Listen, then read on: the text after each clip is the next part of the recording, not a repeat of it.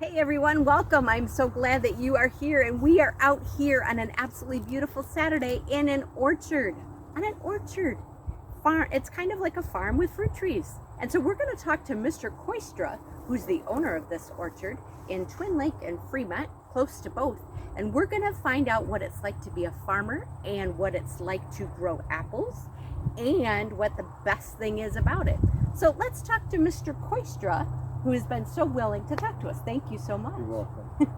So, tell us, why did you become a farmer? What made you decide to want to do this? Well, it really wasn't my decision. I was kind of born into it. Okay. Yeah, so I've been here forever. Yeah. All right. And based with my grandfather and my dad, Okay. in those days, the emphasis was, we farm. It's a family farm. And so, yeah, that's how I got into it. I was born into it. All right. So it's been a long time. Yeah, it has. Awesome. That's good. So tell me about all of these apples and how they grow. Like, go through a season for me, like spring, summer, Okay. fall. Well, we start out kind of in the wintertime pruning. We Okay. trim them. We try to trim them every year and take out the long ones or broken ones. Okay. But then, in the springtime, we start spraying. When we see just a 1/4 inch green, we start putting a fungicide on. Okay. And then we spray through the summer, but then we hand thin, and there's a lot of manual labor. And then once the fall is the most labor, September, October, where we pick and sell, because you saw the market and you saw the people out already. That's probably the most exciting time, but it's also the most stressful time, because you got the weather is a big deal with stress. Right. We're having a really good fall this year with the weather. The rain isn't bad. The last 2 years it's been like a monsoon out here, but this has been really, really nice. And as you saw earlier, there's a lot of people at the market. Yep. This is just a great day for people to get out. Yes. I think with the COVID thing too, they just want to get out and do something. Do something fun. Yeah. Yep, absolutely. So that's kind of rambling, but that's good. Okay. So how do we know when an apple is ripe, ready to be picked? You kind of know the date, because we have some apples ready in July, okay? Yep. But generally, I cut them open, and if you see the seeds are dark, okay? Okay. If the seeds are dark, brown, or black, the best way is the taste, okay? We taste them. Okay. And my wife is the official taster. Okay. I get her permission usually when I can start selling a product, because she's got a really good taste buds. But we check the seeds. Cool. Okay. That's I did not know that. That's very cool. So what is the easiest thing about being on an orchard in a farm? What's the easiest thing? The easiest thing? Yeah. I don't know. Is there anything easy? Well, because it's a lot of manual weight labor. I mean, the trick with the spraying too, you might have to. You don't know when you're going to do it. It depends on the rain. Easy, that's a tough question.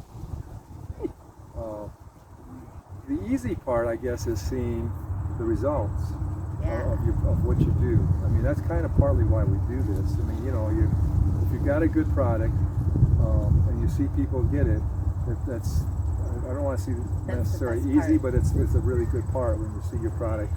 And you always got some that, we had a bag of apples come back today, and that were really in bad shape, and I still don't know how they got out.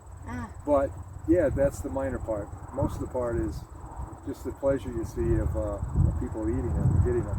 Yes. Yeah. What's the hardest part? Well, the hardest part is probably the weather. Okay. You never know. It's the weather.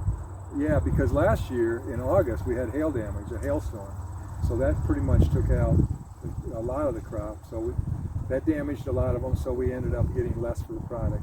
Yep. The weather is probably the biggest challenge. The hardest part. Yeah, because it can change. Half hour. Yeah. Yeah.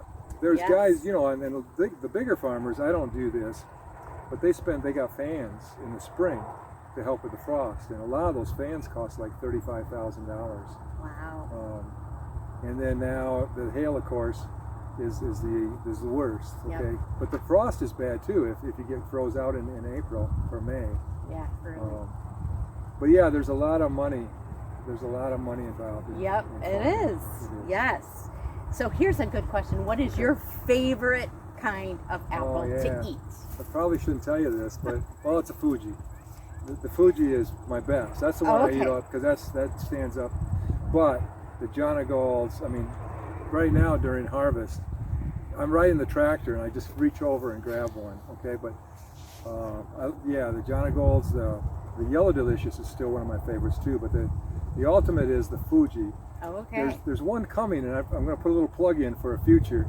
There's one called an Evercrisp, and they merged a Fuji with a Honeycrisp. Ooh, and yum. Yeah, I plant, as old as I am, I still planted trees 2 years ago, so we should have a crop of them maybe next year. Sounds good. Yeah, the Fuji is the one I go for if I'm hungry. If you have a choice. And it holds up good, you know, in the wintertime. And I don't like to buy apples from Washington.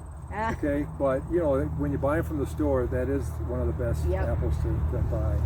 Good in my to opinion, know. for me. Good to know. Gala's are number one. Yes. Gala is the number one, but Galas have a tendency to go a little soft. They do. They don't last quite as long. No, they don't. Anyway, I'm rambling. That's awesome. I am so glad. Thank you for talking with us and with our viewers. Okay, that's it? Yeah, that's it. Okay, very good.